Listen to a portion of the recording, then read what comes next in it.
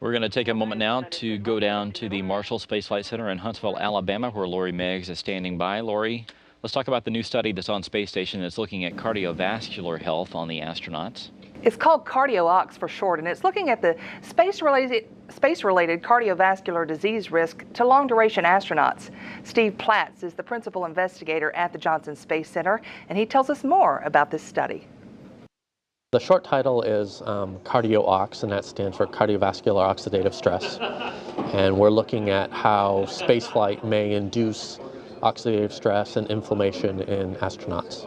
It's actually something you hear about all the time. So when you see these medications or vitamins, vitamin E, vitamin C, they say they're antioxidants, and you take an antioxidant to fight oxidative stress. So it's a natural process in the body.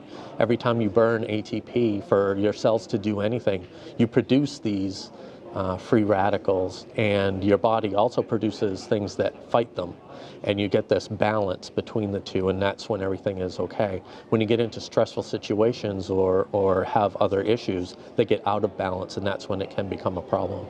So they're out of balance, what we see in astronauts, or have we even studied Our this yet? hypothesis is that we're out of balance. There's a little bit of data that shows we could be out of balance in spaceflight, but on Earth, we know that a lot of the situations that they end up in space, the deconditioning, the diet they have, the radiation exposure, all of those things cause oxidative stress here on Earth. So our hypothesis is that it's doing the same thing in spaceflight. So how are we going to prove this is true?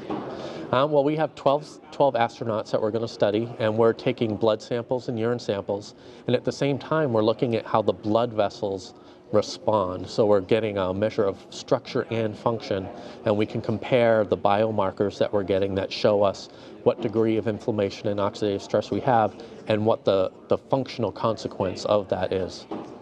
What do we hope to gain from this?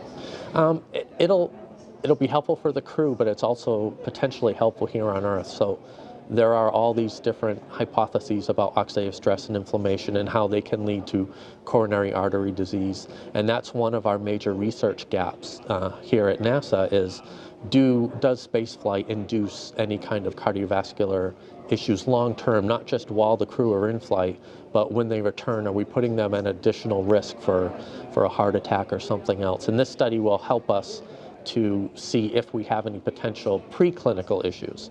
And in the time frames that we're talking about, we wouldn't be able to see full-blown clinical issues.